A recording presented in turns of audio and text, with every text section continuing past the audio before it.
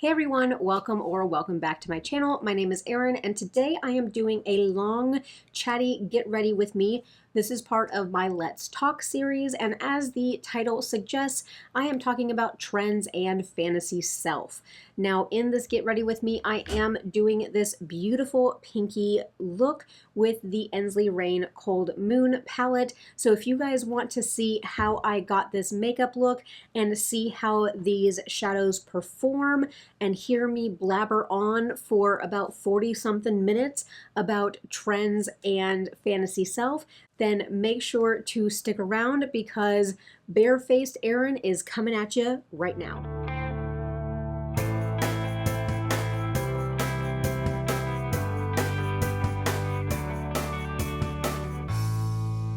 Hey everyone, coming at you fresh-faced, and as hopefully all done up Erin has done the intro, I'm going to be doing a look with the Cold Moon palette from Easley Reign, and I'm going to be going over my thoughts and feelings on trends and fantasy self.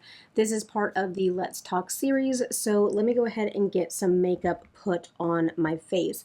I do have some friends on my face right now, but I'm not necessarily going to go over what products I'm using. I am just getting ready and talking. Now, full transparency with this video, and there is a fly in my room. It is that time of year, and we love having the door open for the dogs, but that means that the flies get in. But full transparency, I have filmed this video already once before and I am refilming. I didn't really like the flow of what I talked about last time. Now, that does not mean that I did any work whatsoever to try to come up with better topics or better analogies. I just do not have time to kind of like fully write scripts for some of these things. In these types of videos, I really am just kind of talking from my heart, talking from my experience. And I know that a lot of my viewer demographic is about my age, maybe a little bit older and a little bit younger, but maybe this kind of chat is for the younger people that watch my channel, or if you are just struggling with kind of where you fit in with trends and social media. I know a lot of people my age, we did not grow up with social media. We did not grow up with the internet, but it was thrust upon us in early teen years. And that definitely was a time in our lives where we were very vulnerable to, being influenced to look a certain way, to have the certain clothes, to have the certain look. I just saw a commercial kind of making fun of it, had Jennifer Aniston in it, and they were talking about the Rachel haircut. So we definitely were not immune to trends prior to social media and influencers, but definitely I think that it has gotten a little bit out of control with social media, with TikTok, with Instagram, and with influencers now being a job for people. So if you are this far into the video of me doing my foundation, stick around. We are talking about trends and fantasy self. So this topic really caught my attention mainly because of TikTok and because of the younger generation on TikTok kind of coming up with names for every little thing that's out there. If you think about latte makeup, cold girl makeup, it's like, okay, that used to be called just a tutorial with a cool tone pinky blush or a matte brown eyeshadow look. We didn't necessarily, and this is even, 2016, 2017, where there were trends, but it wasn't like every single look needed its own special kind of name to put to it. And when I filmed this video before, I kind of started it with, if you are not an influencer that gets paid to influence, then you do not need to hop on every single trend that is out there. Because trends are set up. Number one, I think nowadays trends are set up for two reasons, but let's look at trends prior to social media and the influencer. And so I automatically thought of the TV show Mad Men, which aired, God, so long ago, but it's such a good show. If you have not seen it, it's set in the 50s and 60s, and so it does have like period like sexism and stuff like that. So, you know, the females in the show are treated a little bit differently than the men, and there is that very men dominated, but we all love Peggy. So I'll just leave it at that if you've never seen the show. But it is all about marketing and this marketing firm in New York City during the 50s and 60s, when like marketing on television really took off. Like they were doing a lot of marketing, of course, in newspapers and in magazines, marketing on the radio, coming up with jingles and coming up with slogans for different products and companies. But really, like, that's when they started having like product placement in movies. They started having more commercials on TV. And so it really goes on that journey of the evolution of marketing. And if you have not watched anything on marketing or how they kind of like, it is somebody's job to make you feel like you are missing out on something so that you buy a particular product. And so that's what Mad Men goes into, and I just found it so fascinating. Of course, the plot is full of drama and all that stuff, but I just found it fascinating how they would sit around and do focus groups and come up with all these different ways to sell products to people, because of course that's what businesses want to do. They want to make money. Now, so we look at it from the corporate side, on the business side. That's why whenever there is a trend, we kind of see all of these different brands on Instagram jump on the bandwagon, and it kind of gets a little bit cringy because it's kind of like, to me, the brands are like the, and don't take offense, you guys know what I'm talking about, but it's kind of like, and this is me, so this is my generation.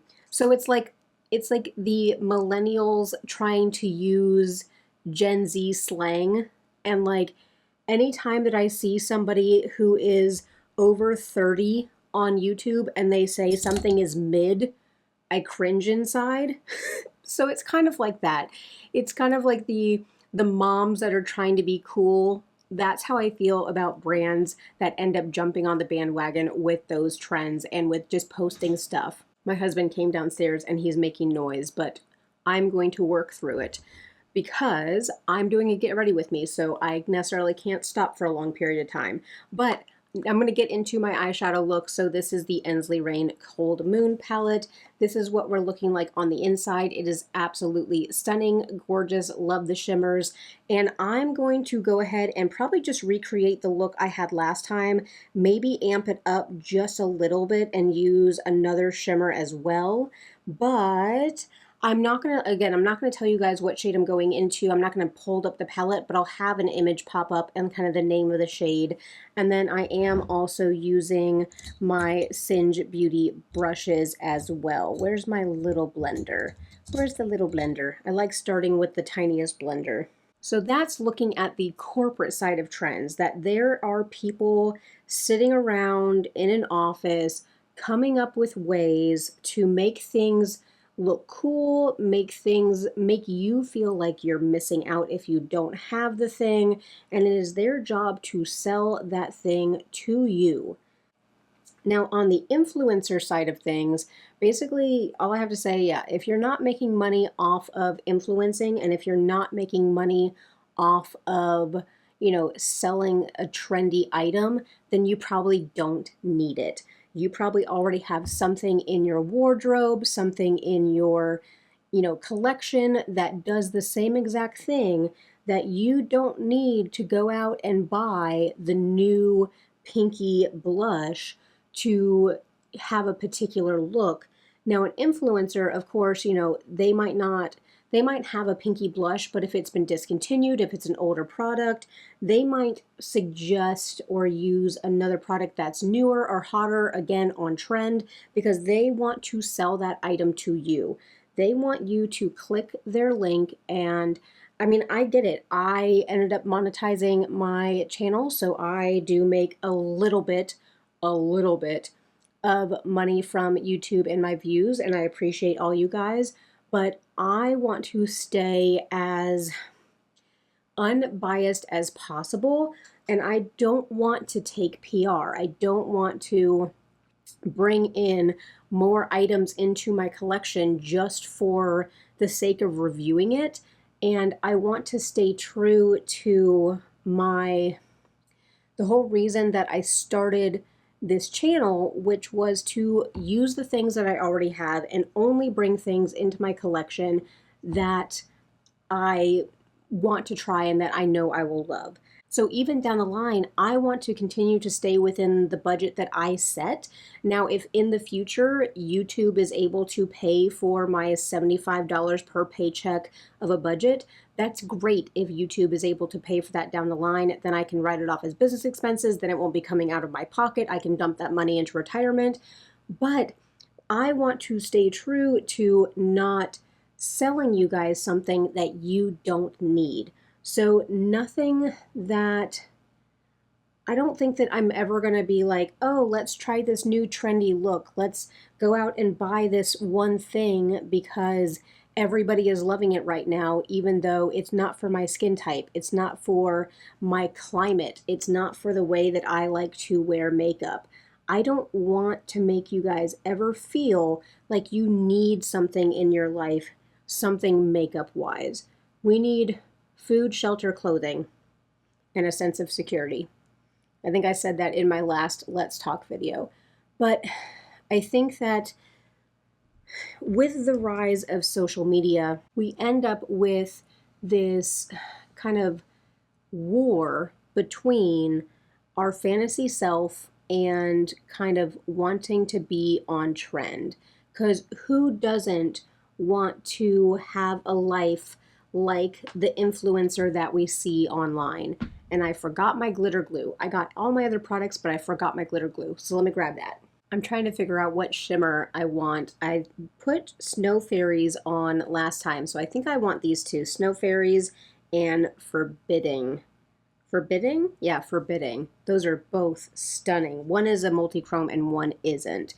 So we're going to put both of those on.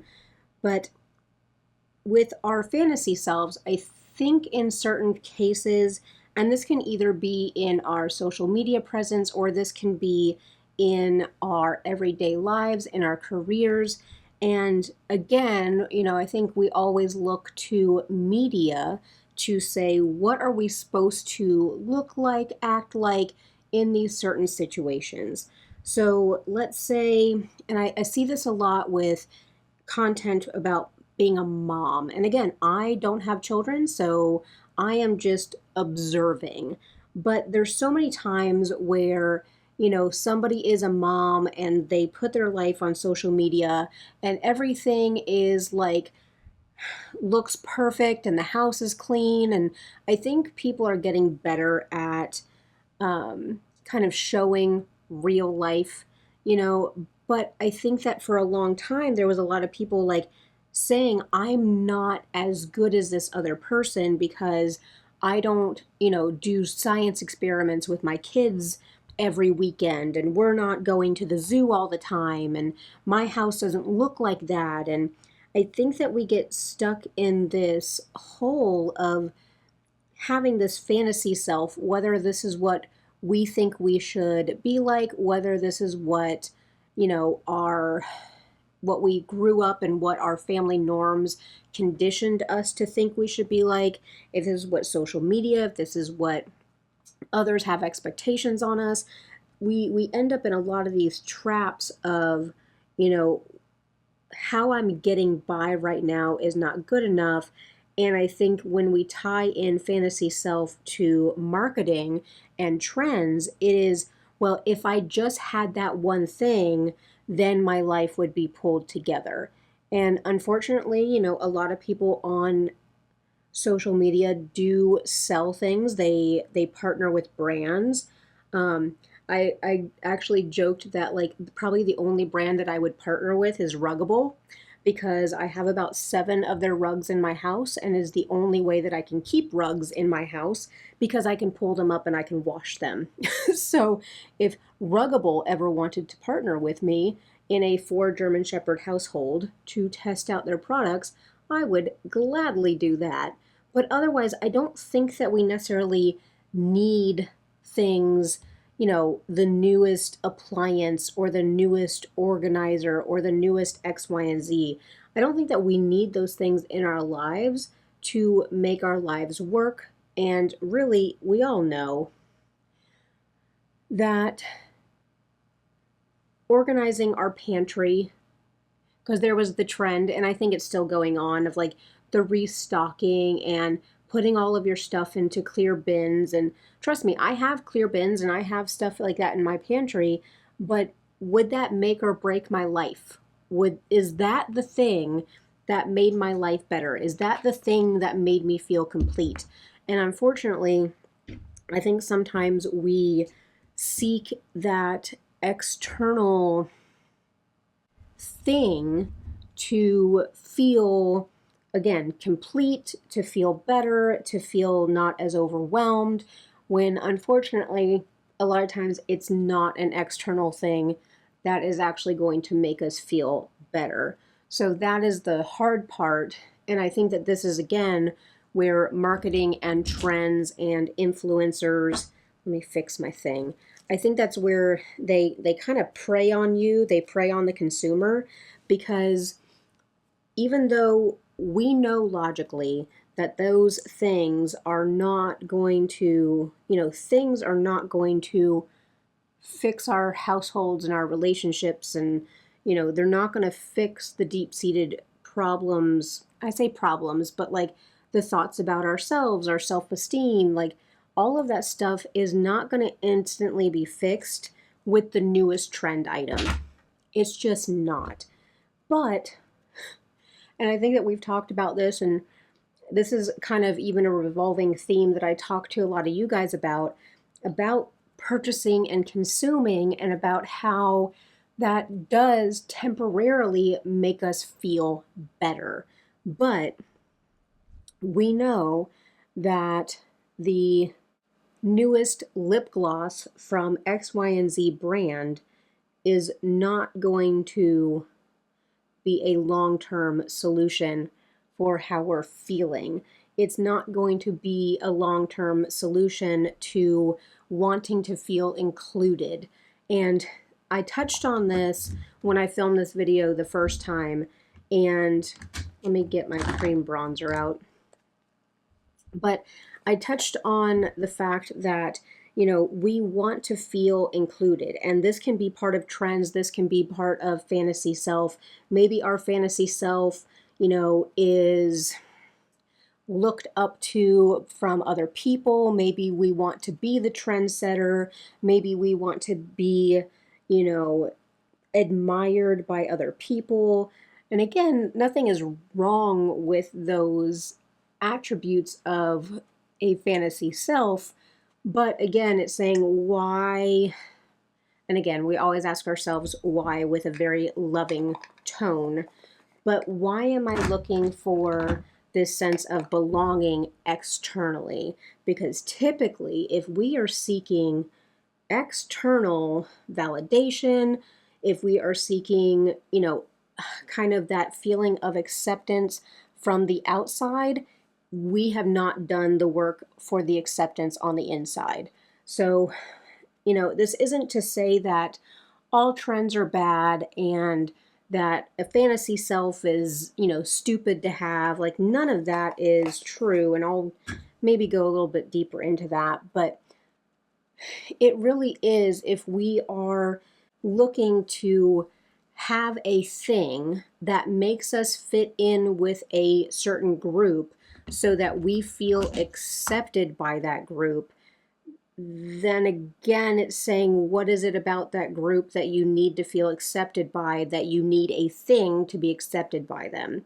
So now, I know, in today's society, everybody is their own individual, but there is also a certain portion of us that you do need to fit in with society. And society has rules, society has norms, and there is a sense of wanting to fit in. And I think that even those people that, and maybe these are the wrong words, but people that go out of their way to look different, I think even they are trying to fit in with a group that doesn't want to fit in. And, whenever I was a teenager, it was like the goth kids, the emo kids, the raver kids, like they dressed up with all the different colors. I have my coffee, sorry. But even though they were different, they still wanted to fit in with their group. So the goth kids still wanted to fit in with the goth kids. The raver kids still wanted to fit in with the raver kids. Now, that doesn't necessarily mean that a goth kid couldn't be friends with a cheerleader, but if we look at how things are broken down, usually society does end up with like-minded and kind of groupings of people. So if we think in our head that, if I was a part of this group of people, if I looked like them, if I could talk like them, then my life would feel more complete. And again, this comes back to trends. Like if I dress like the suburban housewives or what was it, the mob wife trend that was going around, like, oh, if I dress like a mob wife, then will I fit into a certain group, or will I attract a certain type of person, or will people look at me a certain way? Because again, as much as we do say that we do X, Y, and Z only for ourselves, which I get, I put on makeup for myself. But when somebody at the grocery store says, oh my God, your eyeshadow looks beautiful, it still makes me feel good. So the recognition still makes me feel good, but I'm not necessarily doing this to get that compliment. So it might not be that we're hoping to get a reaction out of people, but people are going to think something about us no matter what we look like going out. I mean, I could go out looking like this and people would think a certain thing about me. I went grocery shopping today with no makeup on, an oversized t-shirt and ratty sweatpants, and people can think something about me then. So we can't stop people from thinking about us. But again, if we think to ourselves, oh, if I look like I have it together, if I have the new trendy X, Y, and Z, then, I will feel a certain way. I'll feel connected. I'll feel more powerful. There was an episode of the Financial Audit with Caleb Hammer. I love watching his program. But a girl had bought a blush from Dior, and we all know what blush it is. And he's like, why did you need a blush from Dior instead of from like the regular store? And she said, well, I wanted it to last longer. The drugstore ones don't last that long. And I was like, girl, you've never panned a blush in your life. Because if you had ever panned a blush, you would know that it doesn't matter if it's drugstore or if it's high end, it takes forever to pan a blush. And when you are severely in debt and not able to pay your bills, you don't need the trendy Dior blush to get that same light pink look. And so again, we go back to what are we sacrificing for these trends? If every season we're filling our wardrobe with skinny jeans are out. Now we have flared. Now we have high-waisted. Now we have low-waisted. If we waste our money and fill our closets with clothes that are just going to be out of fashion, the next season, then what are we doing? We're punishing ourselves for what? And that's where, you guys would have to answer that for yourselves. What are we punishing ourselves for? Because if you're one of the people out there that can buy new clothes every season and it doesn't hurt your bank account, it doesn't hurt your livelihood, it doesn't hurt your retirement, then good on you. But that is not the vast majority of people. So if we are buying a $40 blush in a light pink shade when we have a light pink shade from Wet n Wild sitting in our drawer just because every influencer out there told you that you needed the $40 blush? Again, what are you sacrificing for that trend? Drink a coffee and I'll let you guys think about that. When I also think about trends and fantasy self, so I went from a clinical role to a more administrative role in my job. And so when I did that, in a clinical role, I was wearing scrubs because I was in and out of situations where, you necessarily wouldn't want to wear nice clothes. You had to have closed-toed shoes, like all of this stuff for safety and just, being able to protect yourself. But when I took a more administrative role, I thought to myself, oh, now I need to wear the high heels. I need to wear the pencil skirts and the silk blouses. Like, that is how you're supposed to present yourself in that administrative kind of like case management or like office role. Like, that's how I thought that I was supposed to present myself. And so when I switched jobs and took on the new role, I went out and I bought this whole new wardrobe of clothes that I thought that I was supposed to wear in that role. And guess what? I'm 5 foot tall and I'm bottom heavy. So pencil skirts don't look good on me. They make me look even more squatty. So like I ended up hating all of those. They're actually still like dusty hanging in my closet. And I mean, the blouses I got use out of, but then like the heels ended up being where I ended up getting really horrible plantar fasciitis to where I almost needed surgery. And so I couldn't wear heels anymore. My doctor was pretty much like, hey, kind of give up on ever wearing heels. I was like, okay, that, now I have these wonderful Cole Haan, because I got, decent heels. I have these Cole Haan heels, again, collecting dust in my closet that I'll never be able to wear and that I only wore a handful of times before my feet were like, oh, by the way, we're going to revolt on you. So this fantasy self that I had, I was kind of taking from, media and just kind of what I've seen in shows and movies about what is somebody in this role supposed to look like. And I kind of didn't take into account my body type, my body shape, my condition of my body, how it would respond to, again, wearing heels or wearing certain clothes. When you're in tighter pencil skirts and you sit down all day and it like digs into your stomach, like it's just not comfortable. So I had to learn the hard way after putting all of this time and money and effort into curating this wardrobe that I thought would, elevate me, or people would respect me more, or people would think, oh, she has it together, she knows what she's doing. And again, people do judge us by the way that we look. And so when I went back to wearing a little bit more of a comfortable, casual style, sure, somebody might look at me and look at somebody else who's dressed to the nines and think that person, but now I have the confidence without clothes because I put in the work to be confident in my role. Now I have the confidence to execute my job well without having to present on the outside like I'm the expert at X, Y, and Z. I hope that makes sense. It's just, I don't think that we need to go out and buy certain things or look a certain way to have confidence in, our lives, our roles, who we are as a person.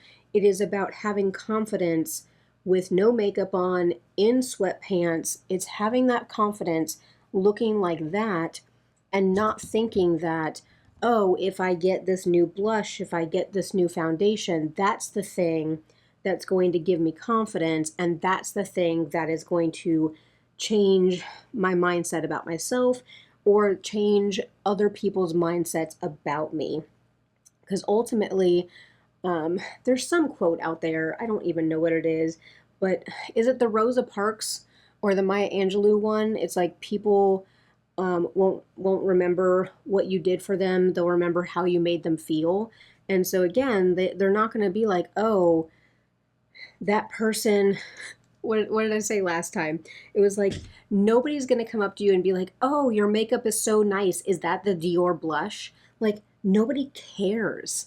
Nobody cares. Like, the amount of people in my time doing my makeup, how I do it, I cannot. Maybe once or twice when I was in Sephora, somebody asked me, what eyeshadow do I have on my eyes? Otherwise, people walking around, they do not care. They're like, oh, pink and sparkly, cool. They don't care. And so what does it, and again, that even goes for, I saved up my money for this expensive palette, but if I had gotten something cheaper, nobody's going to walk around and be like, oh my God, is that the Easley Reign Cold Moon palette? Oh my God. Nobody in my real life cares. You guys like it, and I like it. That's why I'm on this community. But definitely, we do have to be careful about why we are getting into trends. I know a couple years ago, it was really trendy for almost like those dresses that looked like you were from Little House on the Prairie.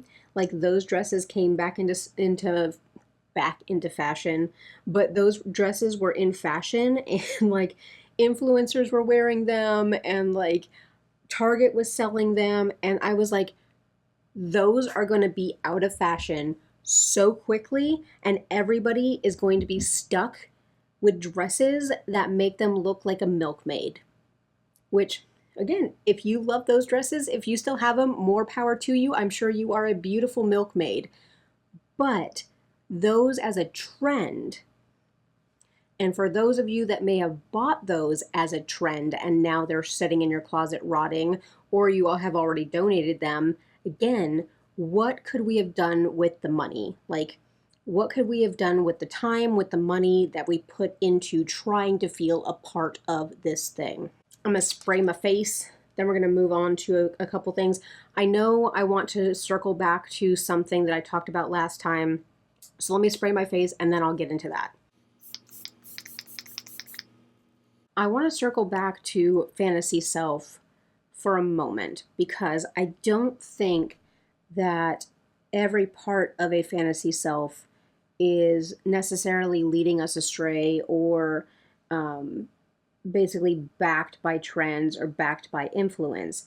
I think there is a part to fantasy self, but I think that it's like, are we trying to be a fantasy self for others? Or are we trying to be a fantasy self for us?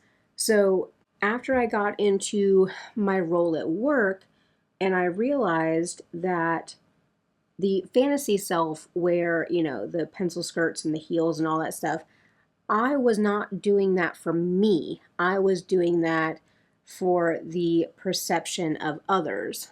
So when I finally realized that, I guess, trying to impress other people or trying to be a fantasy self so that other people would think more highly of me, again, externally trying to get that validation versus internally, I knew that, you know, I could then feel the same, I guess, level of confidence without the need for like clothing and outward, I guess, presenting of myself.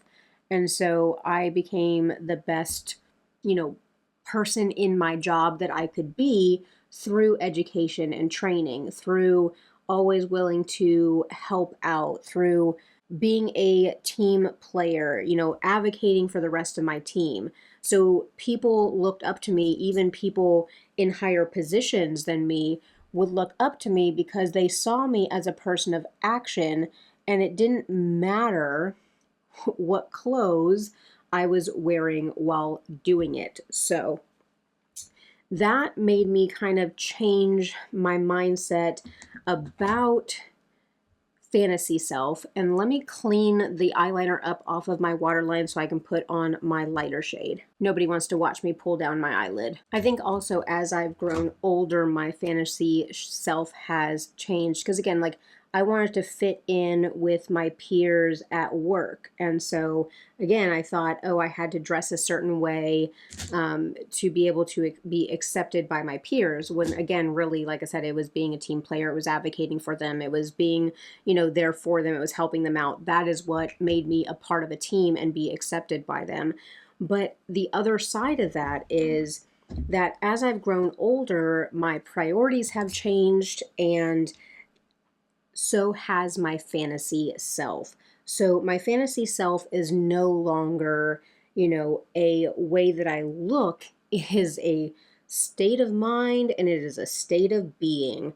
I'm telling you, my fantasy self now, if I could snap my fingers tomorrow and my fantasy self could have everything, I would be on land with a garden and mini donkeys and goats, and that is my fantasy self. So I feel like every chapter in our adulthood also, we end up changing our fantasy self, and kind of in some ways we need to look at it as our goals to set.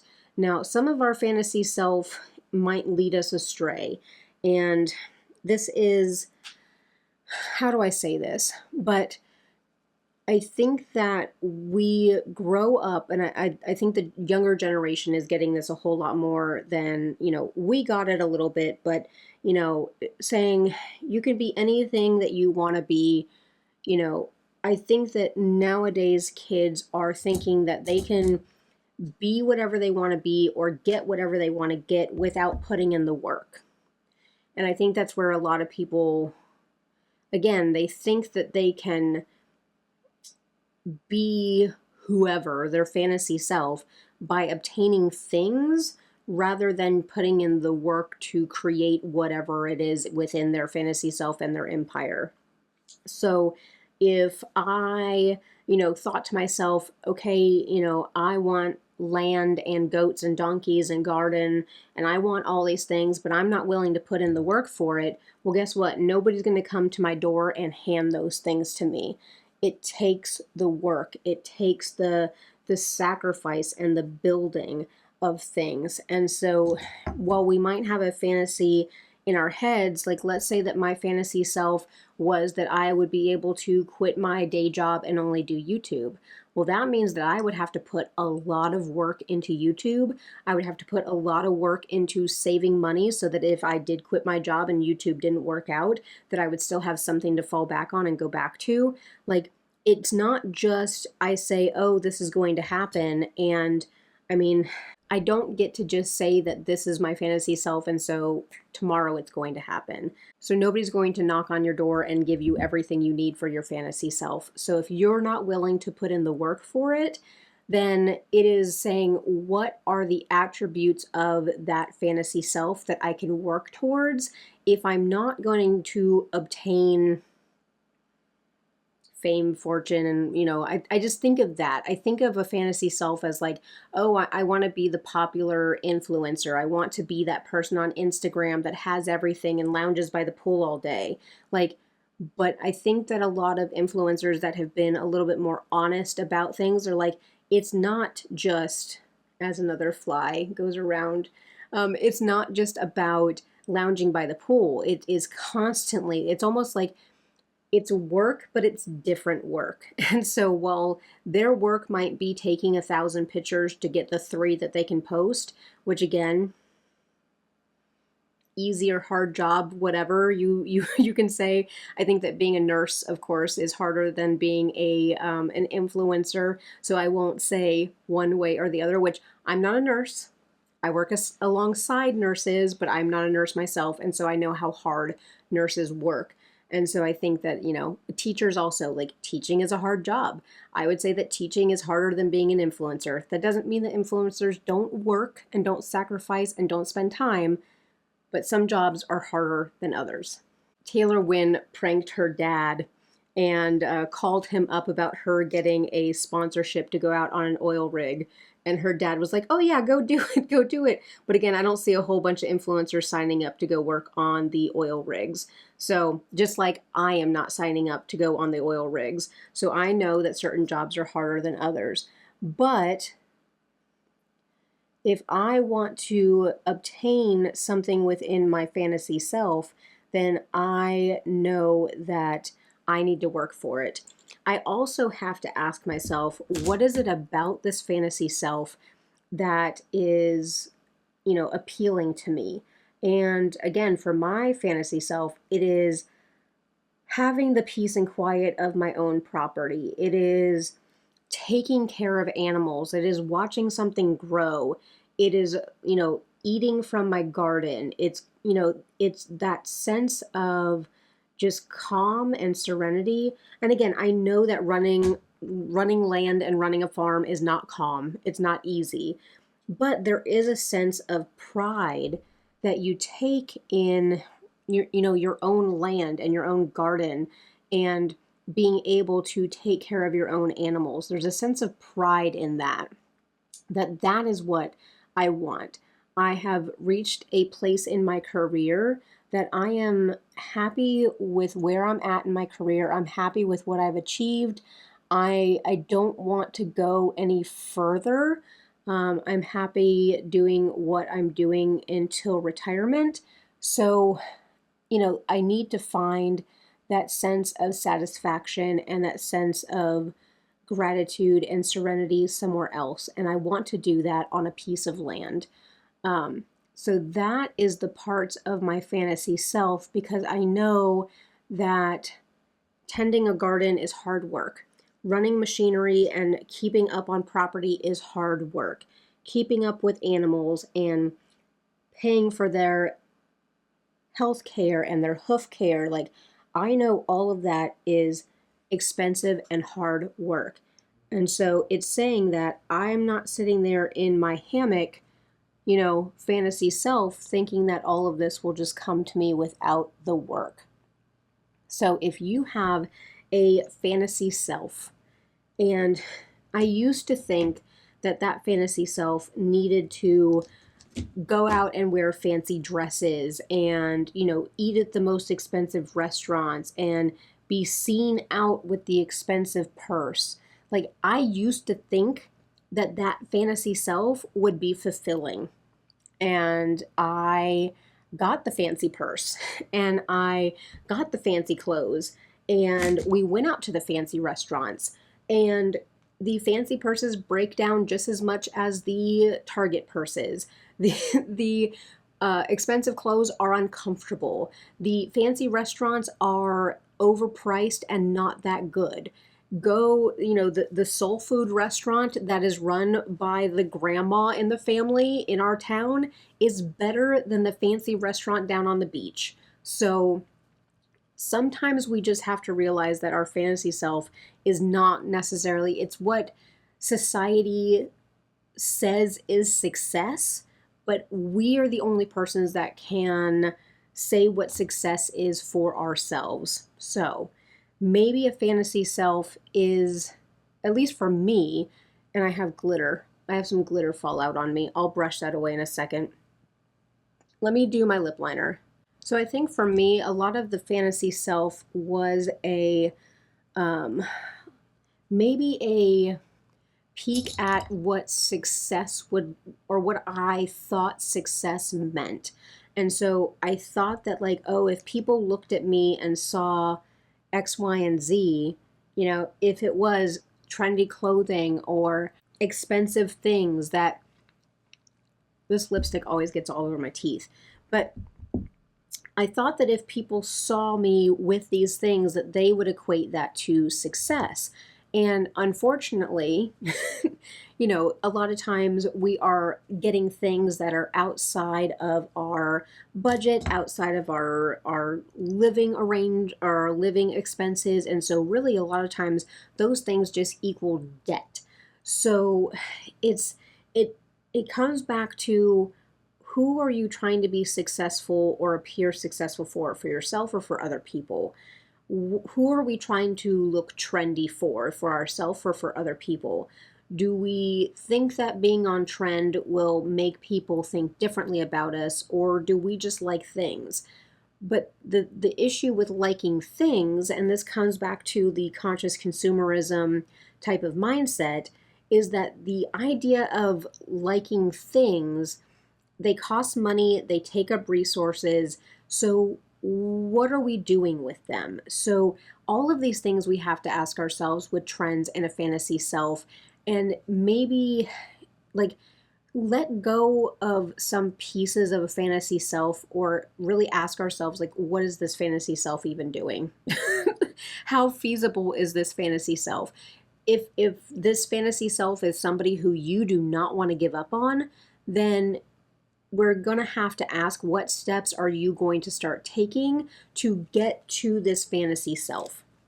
Because if we're not willing to part with the fantasy self, then how are we going to achieve the fantasy self without doing damage to our finances, to our household, to our relationships, to whatever else, our self-image? Because if we're relying on this fantasy self to make us feel complete, make us feel whole, make us feel good about ourselves, sometimes, I would say maybe 95% of the time, external things will not heal those things on the inside. So I'm going to bring it back around with, trends are not there to be our friends. They're not there to say that if you have this thing, now you are a part of a community, and now this community will love you and respect you and give you those warm feelies. Trends are there to sell products to consumers. So unless there is a trendy item that you are like, that is going to look perfect on my body style, that fits within my budget, I'm going to wear that, I'm going to, get all this use out of it, this is my favorite thing, I'm so happy this came back around, I loved this whenever I was a kid, then you are not necessarily getting something that's trendy, you're getting something that is loved. So but we also have to take apart something that you love versus something that you desire. So maybe a video idea for another day. I have been recording for 52 minutes, so I will be able to cut this down a little bit, but I want to wrap up again. Unless you're an influencer getting paid to push trends are not for you. Unless it's something that you will love, something that fits in your budget, something that you will treasure, something that you will get lots of use out of, and maybe something that you already don't have 5 of. Because I keep thinking about that dang blush. I avoided buying that Dior blush, and I'm so thankful that I did, because the one light pink blush that I have, I never wear it. So I'm so glad that I didn't spend $40 on that blush. But with our fantasy selves, and this is what I continue to do, is look at your fantasy self and say, is this for me or is this for society? Is this for me to get external validation from the people in my environment? And, getting some external validation is great, but we shouldn't get all of our warm fuzzies from external validation. So if it's saying, who do I want to be as a person? What are my goals for the future? And if your goals are to have and I think they depict this in movies and in social media, it's where they have the girl that has everything, the closet full of clothes, the boys that always, say she's pretty and, she has all this stuff. But then there's always that part of the movie where she sits down and she feels so alone. She is surrounded by stuff and people that admire her, but she is alone and empty on the inside.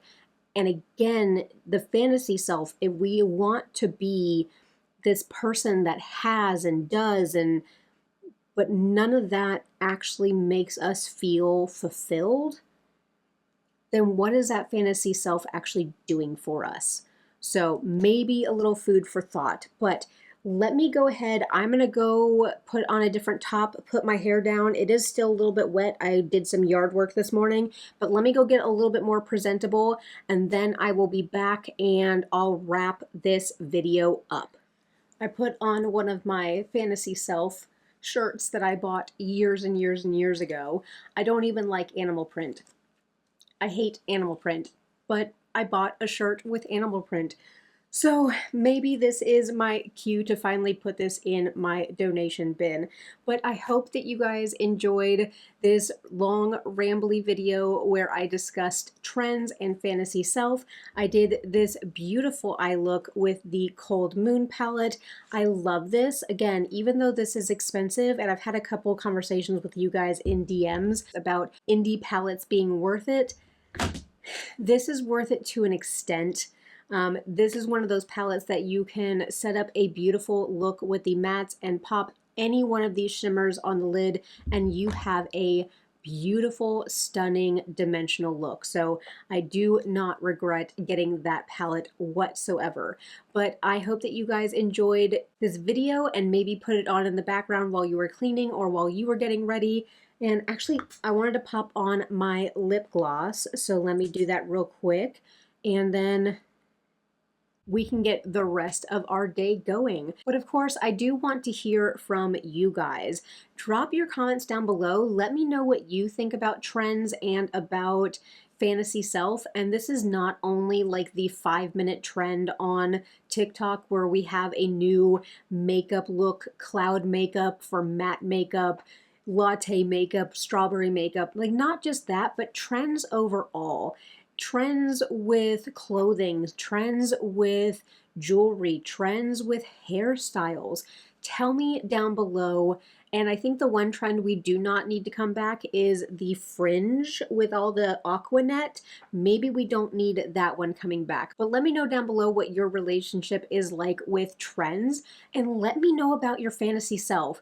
Drop me like a little sentence about what is your fantasy self? Who is this person that you aspire to be? Drop it down below and let me know. But as always, I'm going to encourage you to hit a thumbs up on this video, subscribe for more Project Panning, Conscious Consumerism, Get Ready With Me's where I just verbal diarrhea and blabber to you guys, Puppy Dogs, which if I can get a video of Mr. Washburn running around, he is now 3 weeks post-op and he is doing great. So I'll drop a little video here if I can.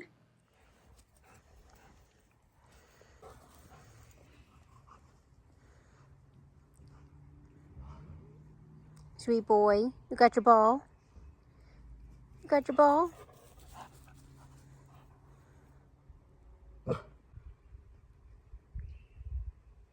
Being sweet dogs? Malcolm, what are you doing? What are you doing? Say, it's starting to rain. We need the rain.